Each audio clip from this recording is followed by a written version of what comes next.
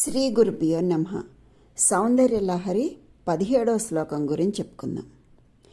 సవిత్రీభిర్వాచాం శశిమణిశిలాభంగరుచిభిః వసిన్యాద్యాభిస్త్వాం సహజనని సంచింతయతి యః సకర్తా కావ్యానాం భవతి మహతాం భంగిరుచిభిః వచోభిర్వాగ్దేవి వదన కమలామోదమధురైః. ఓ తల్లి, వాగ్వైభవాన్ని కలిగించేడు వారు చంద్రకాంత మణులకు వెలుగు వెన్నెలవారు అయిన వసిని మొదలైన దేవతలతో కూడా నిన్ను ఎవడు చక్కగా ఆరాధిస్తాడో అతడు మహాకవుల రీతుల అనుసరించి తీయని మాటలతో కవితలని అల్లగలుగుతాడు. వసిన్యాది దేవతలు 8 మంది. వారే శ్రీదేవి అనుగ్రహంతో శ్రీ లలితా దివ్య రహస్య సహస్రనామాలు చెప్పారు. జనయతి ఇది జనని. జనని అంటే సంతానాన్ని కనేది అని అర్థం. అంటే ఏమంటున్నారు శంకర్లు? హే జనని, ఓ మాత, వాచాం వాకులకు, సవిత్రీభిః ప్రేరకములైన, శశిమణి శిలాభంగ రుచిభిః చంద్రకాంతమణుల తునుకలతో సాటివచ్చు తెల్లని మేని కాంతి కలవారై, వసిని ప్లస్ ఆద్యాభిః సహ, వసిన్యాద్యాభిః సహ అంటే వసిని మొదలైనటువంటి, ఆద్యాభిః అంటే లోనగు అంటే మొదలైన అని. యనమండ్రు శక్తులు 12 యోగినులు, గంధాకర్షిణి మొదలగు వారు 4 అనువాళ్లతో కూడా కలిపి త్వాము నిన్ను, యహ ఎవడు, సంచింతయతి యహ చక్కగా ధ్యానిస్తున్నాడో, సహ ఆ సాధకుడు, మహతాం మహాత్ములైన కాళిదాసాదుల యొక్క భంగి రుచిభిః రీతుల వలె తీయనైన, వాగ్దేవి సరస్వతి యొక్క వదన కమల ముఖమును కమలమునందలి, ఆమోద మధురైః పరిమళముచే మనోజ్ఞములైన, వచోభిః వాక్కులచే, కావ్యానాం ప్రబంధముల యొక్క కర్త భవతి రచింపడానికి సమర్థుడగు కవి అవుతున్నాడు అని చెప్పి తెలియచేస్తున్నారు శంకర్లు. అంటే అమ్మ, వాక్కులను సృజించువారు, చంద్రకాంతమణుల శకలముల వలె తెల్లనైన దేహముల కాంతి కలవారు అగు వసిని మొదలగు శక్తులు 8 అంటే 8 మంది, 12 యోగినులు, గంధాకర్షిణి మొదలగు 4 శక్తులు అను వారితో కలిసి నిన్ను ఎవరు ధ్యానిస్తున్నాడో ఆ సాధకుడు పెద్దలైన కాళిదాసాదుల కవిత్వ రచనల వలె రుచిమంతములై, సరస్వతీదేవి యొక్క ముఖ కమల పరిమళములను వెదజల్లు మృదువైన వాగుంభనలతో రసవత్ ప్రబంధములను రచింప సమర్థుడైన కవితలు అల్లడానికి ఉద్యుక్తుడవుతున్నాడు అంటున్నారు. ఇక్కడ ఈ శ్లోకం మనకేం చెప్తుంది? మాతృకావర్ణ రూపిణి అయినటువంటి అమ్మని ఎలా ధ్యానించాలో, ఆ తల్లి ఈ శ్లోకంలో ఎలా ఉంది, ఎలా ధ్యానించాలో చెప్తున్నారు శంకర్లు. సవిత్రీభిః వాకులను పుట్టించిన, వాచాం మధ్యలో కూర్చున్న, శశిమణి చంద్రకాంత శిలాభంగ రుచిభిః ముక్కలైన చంద్రశిలల వలె, వసిన్యాద్యాభిః వసిని మొదలైన వాగ్దేవతలు, స్త్వాం స్వం సమావేశమై, సహా కలిపి కూర్చున్న జనని అమ్మ, సంచింతయతి యః సేవిస్తూ ఉండగా, సకర్త మంచి కావ్యము, కావ్యానాం కావ్యములు, భవతి మహతాం నీ అనుగ్రహంతో, భంగిరుచిభిః సృష్టి అంతా వ్యాపిస్తుంది, వచోభిర్వాగ్దేవి వాగ్దేవత అయిన సరస్వతీదేవి వర్చస్సు వలె, వదన కమల వదనము వికసించు తామర కొలను వలె, ఆమోద తాంబూలము, మధురైః మధురముగా 8 మంది వాగ్దేవతలు. ఎవరు వాళ్ళు? 8 మంది. వసిని, కామేశ్వరి, మేధిని, విమల, అరుణి, జయిని, కౌళిని, సర్వేశ్వరి.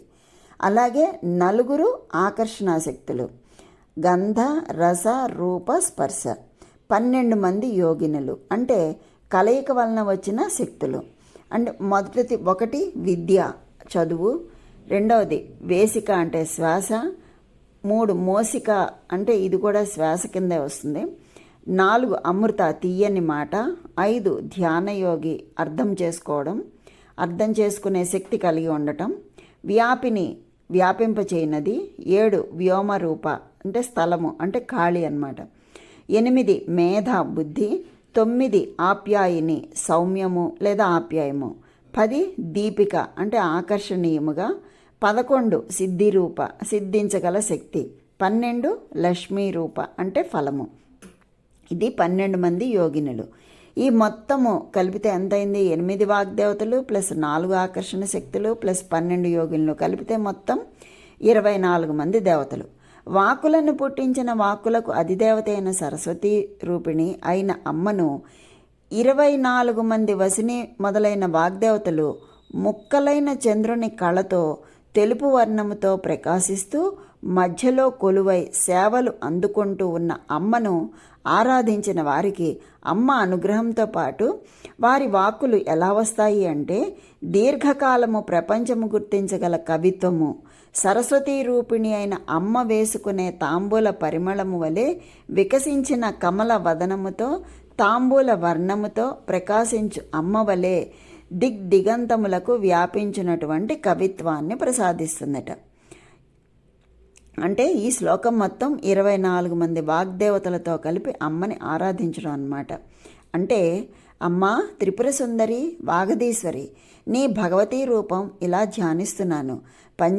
పంచాశద్వర్ణాత్మికవు అష్టవర్ణాత్మికవు అయిన నీయందు చంద్రకాంతమణి సకల లావణ్య దేహులైన దేవతలు ప్రకాశిస్తున్నారు. వసిన్యాదులు 8 మంది, యోగిన్యాదులు 12, గంధాకర్షిణి మొదలైన వారు 4.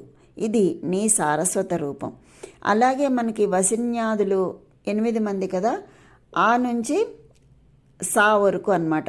అక్షరాలు వర్ణమాలలో ఆ ఈ నుంచి శేష సాహా వరకు కలిపి మొత్తం 8 మంది అన్నమాట. అలాగే యోగినులు విద్యాయోగిని, రేచికాయోగిని, మోచికాయోగిని, అమృతాయోగిని, దీపికాయోగిని, జ్ఞానయోగిని, ఆప్యాయని యోగిని, వ్యాపిని యోగిని, మేధాయోగిని, వ్యోమరూపయోగిని, సిద్ధరూపయోగిని, లక్ష్మీ యోగిని. ఇలాగ 12 యోగిని దేవతలు. గంధాకర్షిణి, రసాకర్షిణి, రూపాకర్షిణి, స్పర్శాకర్షిణి. ఈ 4 ద్వారాలలో నిలిచి ఉన్నారు. వీరితో కూడిన నువ్వు త్రిపుర సుందరి దేవతవు తల్లి. ఇలా నీ భగవతీ స్వరూపం ధ్యానించేవారు మహాకవులతో సమానంగా వాగ్దేవి ముఖ కమలామోదితమైన కవితలు అల్లగలరు అని అంటూ ఇంకా ఏమని చెప్తున్నారంటే ఇందులో శంకరులు చేస్తున్నటువంటి ఇందులో మనకి ఏం తెలియచేస్తున్నారు శంకర్లు ఈ శ్లోకం ద్వారా? వాగ్భవకూట ప్రశస్తికి సంబంధించినటువంటి శ్లోకాలు ఇవన్నీ. ఇంతకుముందు మనం చదువుకున్నాం కదా వాగ్భవకూటం గురించి. ఇది 3వదన్నమాట. జనని అన్న మాటకు మనకు అర్థం తెలుసు కదా. సవిత్రీ బిహి వాచాం అంటే వాక్కు అనే దానికి నువ్వే తల్లివి. సవిత్రి అంటే స్రవించేది అని అర్థం. జన్మింపచేసేది అనే అర్థంలో ప్రసిద్ధంగా వాడతారు కాబట్టి తల్లి అని అర్థం. ఈ శ్రవణము అనే ధాతువు నుండే ప్రసవము అనే పదం వచ్చింది. అంటే ఇక్కడ శ్రీ శంకరులు అమ్మ శ్రీదేవియే వాక్కు అని, దానికి మూల కారణమైన తల్లి అని చెప్తున్నారు. అలాగే అమ్మను శశిమణి శిలాభంగ రుచిభిహి అని కూడా సంబోధిస్తున్నారు. శశిమణి అంటే చంద్రకాంత శిల. ఈ చంద్రకాంత శిలల గురించి 2 విశేషాలున్నాయి. మొదటిది, ఈ శిలలు వెన్నెల కాంతికి చెమ్మగిల్లుతాయి. రెండవది, ఈ శిలలు అతి నిర్మలంగా మిక్కిలి తెల్లగా ఉంటాయి.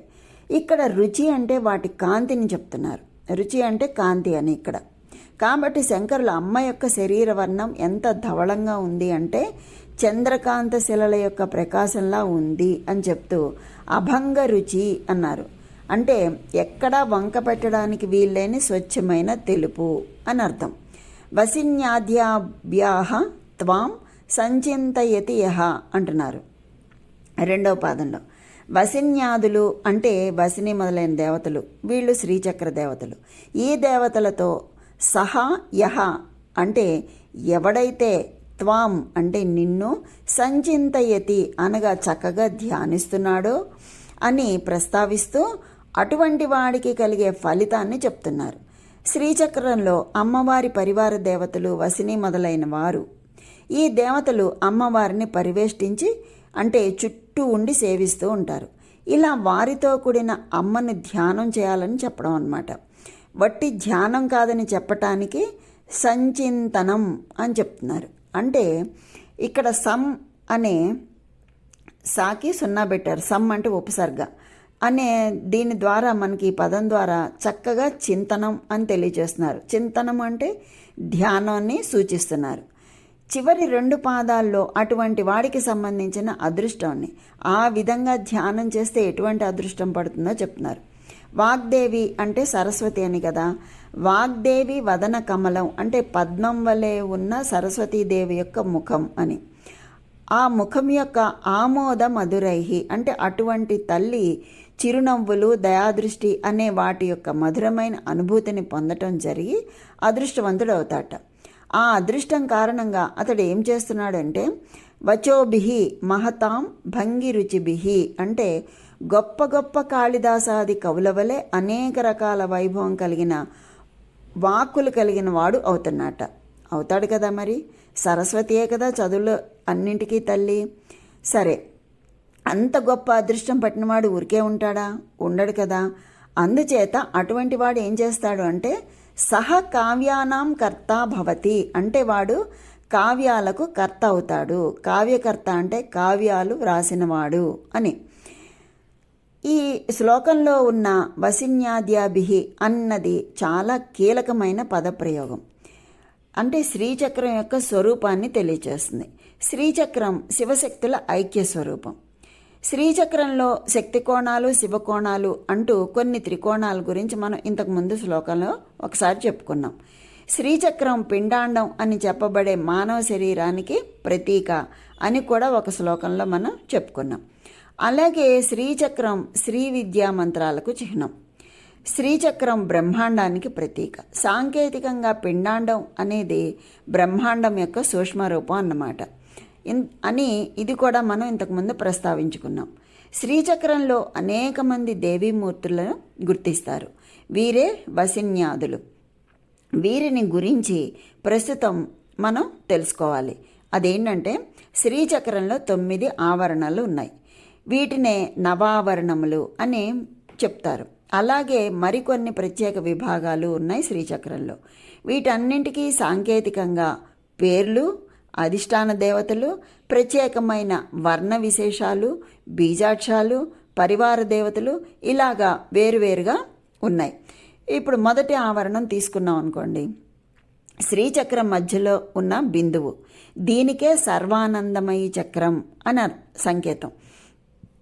అధిష్టాన దేవత శ్రీ త్రిపుర సుందరీ దేవి, అయ్యవారు కామేశ్వరుడు. ఇద్దరిని కలిపి కామేశ్వరి, కామేశ్వరులు అని పిలుస్తారు. సుధా సింధోర్ మధ్య అనే మన శ్లోకంలో తల్లి, అక్కడ చెప్పిన తల్లి ఈమె అన్నమాట. ఎవరు? కామేశ్వరి, కామేశ్వరులు అని పిలుస్తారనమాట. శ్రీచక్రం మధ్యలో ఉన్న బిందువు మధ్యలో ఉన్న తల్లి ఎవరు? సర్వానందమయి. ఈ తల్లి సర్వానందమయి చక్రం. దానికి అధిష్టాన దేవత త్రిపుర సుందరీ దేవి, అయ్యవారు కామేశ్వరుడు. ఇద్దరిని కలిపి కామేశ్వరి, కామేశ్వరులు అని పిలుస్తామన్నమాట. అంటే ఇంతకుముందు మన సుధా సింధోర్ మధ్య అన్న శ్లోకంలో చెప్పుకున్న తల్లి ఈ తల్లే. దీనికే ఓఢ్యాన పీఠం అని పేరు. ఇక్కడ యోగినీదేవి పేరు పరాపర రహస్య యోగిని అని. సరే, ఇక రెండో ఆవరణంలో త్రికోణం. ఇది మొదటి ఆవరణం అయిన బిందువుని చుట్టి ఉంటుంది. బిందువే సత్వ రజస్తమో గుణాలనే 3 గుణాలని స్వీకరించి త్రికోణమైంది. ఇది సర్వసిద్ధిప్రద చక్రం అని పేరు దీనికి. స్థూలంగా చెప్తే ఈ త్రికోణంలోని బిందువులు త్రిమూర్తులకు, వారి దేవేరులకు అధిష్టాన స్థానాలు. వీటినే వాగ్భవ, పూర్ణగిరి, జాలంధర పీఠాలు అని చెప్తారు. శ్రీచక్రంలో ఉన్న యోగినికి అతి రహస్య అంటే ఈ చక్రంలో రెండో ఆవరణంలో ఉన్న చక్రంలో ఉన్న యోగినికి అతి రహస్య యోగిని అని పేరు. ఇంకా మూడో ఆవరణానికి వచ్చినట్లయితే అది అష్టకోణం. రెండవది త్రికోణం, మొదటిది బిందువు, రెండవది త్రికోణం, మూడవది అష్టకోణం. అంటే మధ్యస్థ త్రికోణాన్ని ఆనుకుని ఉన్న 8 త్రికోణాల వలయం. దీనిని సర్వరోగహర చక్రం అని పిలుస్తారు. ఇక్కడ ఉండే దేవతలు 8 మంది. పేర్లు వసిని, కామేశ్వరి, మోదిని, విమల, అరుణి, జయిని, కౌళిని, సర్వేశ్వరి. వీళ్ళనే స్థూలంగా కలిపి వసిన్యాదులు అని చెప్తారు. ఈ 8 త్రికోణాలు 8 ప్రకృతులకు సంకేత స్థావరాలు. పంచభూతాలు 5, మనస్సు, బుద్ధి, అహంకారం, ఇవే 8 ప్రకృతులు. వీటికి ఈ దేవతలు సంకేత స్థావరాలు. ఈ ఆవరణంలో ఉన్న 8 మూల ప్రకృతులు భూమి, రాపో, నలో, వాయు, ఖం, మనో, బుద్ధిరేవచ అహంకార ఇతిహ్యం మే భిన్నాః ప్రకృతి రష్టదాహ అని ప్రసిద్ధంగా మనకి ఇది భగవద్గీతలో చెప్తుంది. అయితే శంకర్లు ఇక్కడ వసిన్యాద్యాభిహి అని చెప్పి ఈ 8 మంది దేవతల గురించే కాకుండా మరికొంతమంది ఉన్నారు అని వాటి విషయాన్ని కూడా మనకి తెలియజేస్తున్నారు. ఇక్కడ ఉన్న యోగినులు రహస్య యోగినులు. చక్రేశ్వరి, త్రిపుర సిద్ధాంబ అనేవాళ్ళు రహస్య యోగినులు. తర్వాత 4వ ఆవరణం అంతర్దశారం అని పిలువబడే 10 త్రికోణాల వలయం. ఇది అష్టత్రికోణ వలయానికి ఆనుకుని ఉన్న మొదటి త్రికోణ వలయం. దీనికి సర్వరక్షాకర చక్రం అని పేరు. ఇక్కడ 10 మంది దేవతలు ఉన్నారు. వారి పేరు సర్వజ్ఞ, సర్వశక్తి, సర్వేశ్వర్య ప్రదాయిని, సర్వజ్ఞానమయి, సర్వవ్యాధి వినాశిని, సర్వాధార స్వరూప, సర్వ పాపహరి, సర్వానందమయి, సర్వరక్షాస్వరూపిణి, సర్వేప్సిత ఫలప్రద. ఇలా 10 మంది. మూల ప్రకృతి యొక్క విషయములు వృత్తులే ఈ సర్వజ్ఞాది దేవతా స్వరూపాలు. ఇక్కడ యోగినులు దేవతా గర్భములు. తర్వాత 5వ ఆవరణం అంతర్దశారానికి పైన ఉన్న బహిర్దశారం. దీనిని సర్వార్ధ సాధక చక్రం అని అంటారు. ఇక్కడ ఉన్న దేవతల పేర్లు సర్వసిద్ధిప్రద, సర్వ సంపత్ప్రద, సర్వ ప్రియంకరి, సర్వ మంగళకరి, సర్వ కామప్రద, సర్వ దుఃఖ విమోచని, సర్వ మృత్యు ప్రశమని, సర్వ విఘ్నవారిణి, సర్వాంగ సుందరి, సర్వ సౌభాగ్యదాయిని. ఇక్కడ యోగినులను కులోత్తీర్ణ యోగులు అంటారు. తర్వాత 6వ ఆవరణం చతుర్దశారం. ఇది అన్ని త్రికోణాల వలయాల్లోనూ పెద్దది, పైనదనమాట. ఇక్కడ 14 త్రికోణాలు ఉన్నాయి. దీన్ని సర్వ సౌభాగ్య చక్రం అంటారు. దీని 14 త్రికోణాలు 14 లోకాలకు ప్రతీకులు.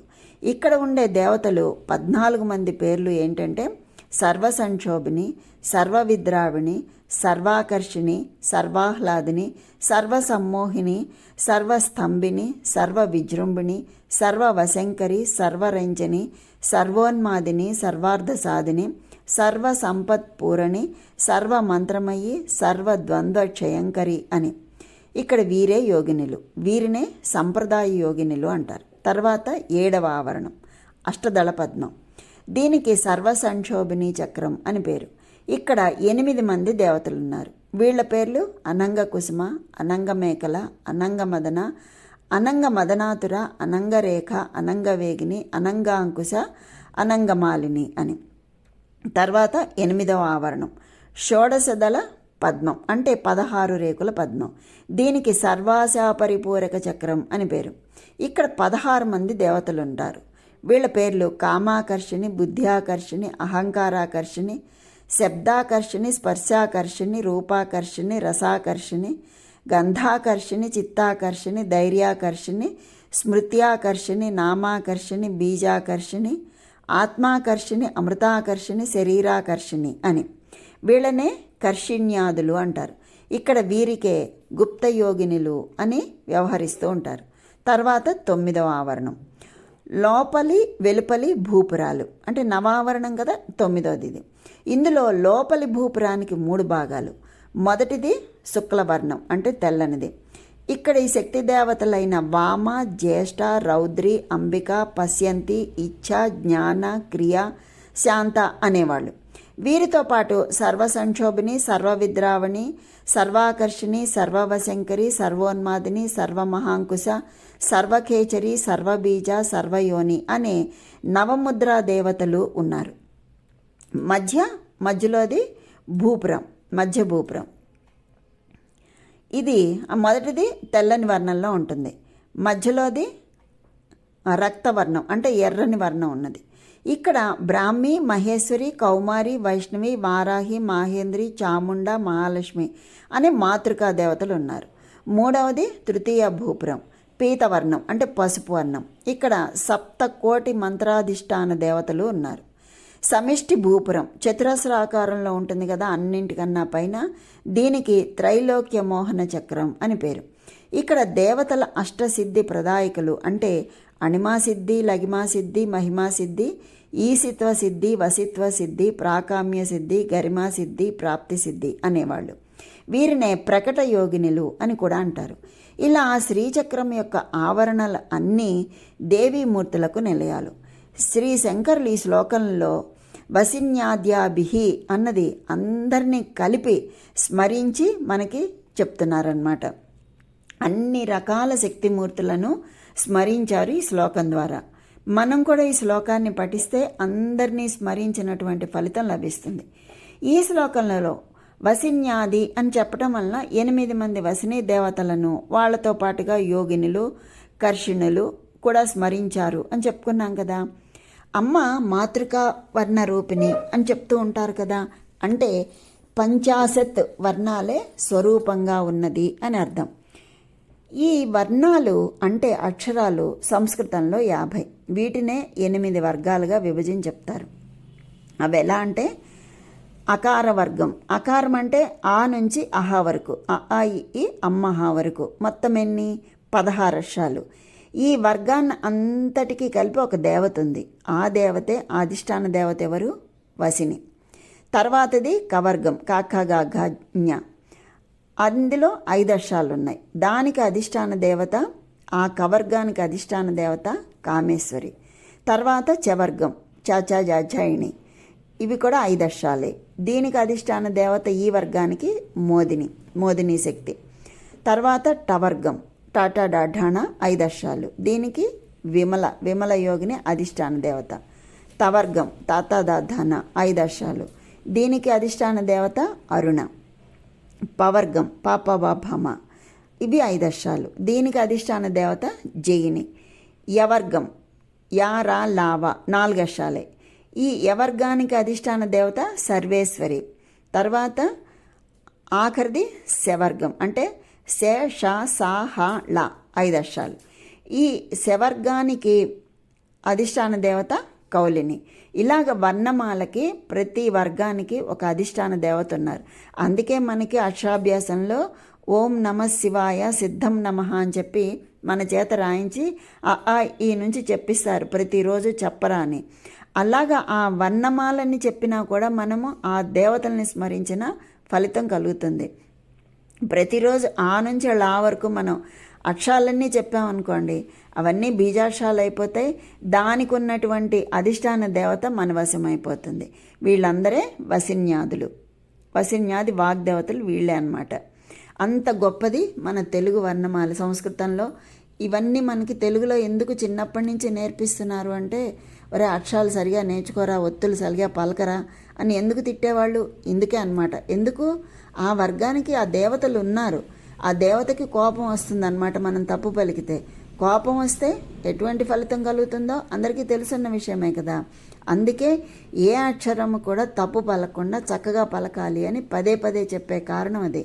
చిన్నప్పటి నుంచి మన పెద్దవాళ్ళందరూ మనకి నేర్పేది కూడా ఇదే అన్నమాట. ప్రతిరోజు మనం ఒక్కసారి ఆ వర్ణమాల ఎదురుగుండా పెట్టుకుని ఆ నుంచి లా వరకు చదివినా కూడా ప్రతిరోజు వీళ్ళందరినీ స్మరించినటువంటి ఫలితం లభిస్తుంది అని చెప్పి మనకి పండితులు తెలియచేస్తున్నారు. ఈ విధంగా మనకి సంస్కృతంలోని 50 వర్ణాలకు ఇలా వసిన్యాదులు అధిష్టాన దేవతలుగా ఉన్నారు. అందుచేత ఇక్కడ వసిన్యాద్యాభ్యాహ అని వసిన్యాదులు 8 మంది పరంగాను కూడా అన్వయం చేసుకుంటే అన్ని వర్ణ మాతృకలు ఈ వసిన్యాదులే అన్నది కూడా మనకి అన్వయంలోకి తెచ్చుకున్నట్లు అవుతుంది. ఇందులో ఆ వర్గంలో 16 అక్షరాలు ఉన్నాయి కదండి. ఆ అనే అక్షరానికి ఒక దేవత ఉందండి. ఆ దేవతకి ఒక రూపం ఉంది. అవన్నీ కూడా ఉన్నాయండి. ప్రతి అక్షరానికి ఒక దేవత ఉంది.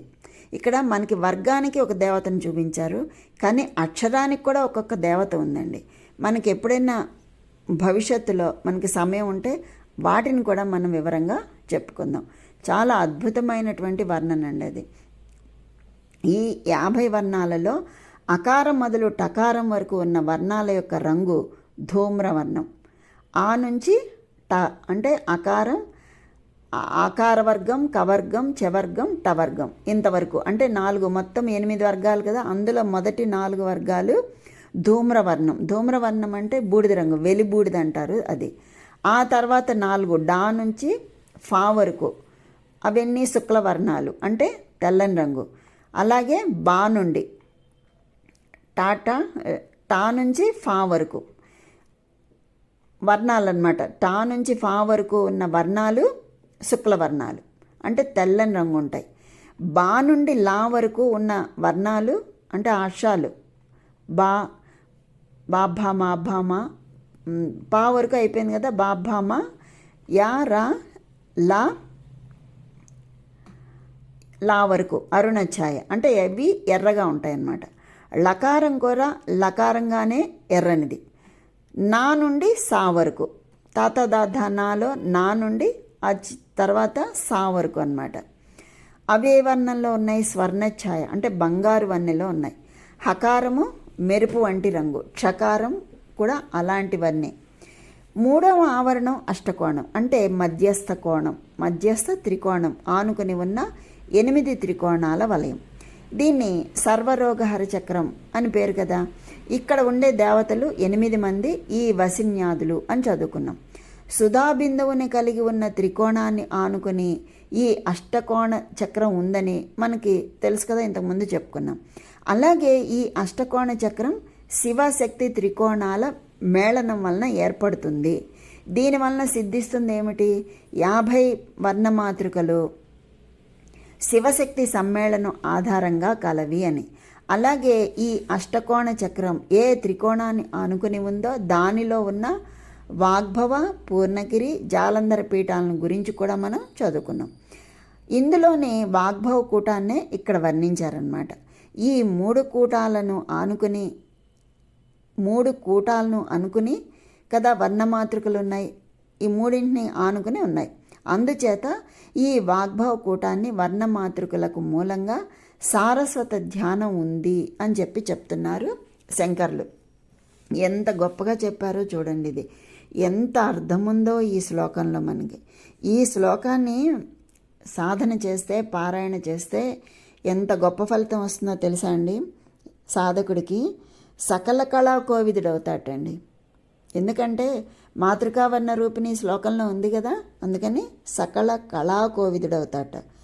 మధువు, కదలీ ఫలము, క్షీరము, శర్కర, ఖండ శర్కర అంటే పటిబెల్లం, పంచదార ఇవన్నీ కూడా నైవేద్యం పెట్టి ఆ తల్లిని ఈ శ్లోకంతో పారాయణ చేస్తే సకల కళా కోవిదుడవుతాడు. అన్నీ కావ్యాలే రాస్తాడు అని చెప్పుకున్నాం కదా. కాకపోతే ఇది ఎప్పటి మాదిరిగానే ప్రతిరోజు 1000 సార్లు 91 రోజులు దీన్ని పారాయణ చేయాలి. ఆ విధంగా చేస్తే ఇంత అద్భుతమైనటువంటి ఫలితం మనకి లహరిలాగా. ఇప్పుడు మనకి ఆ వాక్కు కూడా వాగ్భవ కూటం కదా, ఆ వాక్కు కూడా ఒక ప్రవాహంలాగా వచ్చేస్తుంది అన్నమాట. ఎక్కడ తణుముకోకుండా మనకి సమయానికి స్ఫురణ కలిగేటట్టుగా చేసి ఆ తల్లి అనుగ్రహిస్తుంది. ఆ మాతృకావర్ణ రూపిణి అయినటువంటి జగన్మాత యొక్క అనుగ్రహం అందరికీ కలగాలని కోరుకుంటూ స్వస్తి.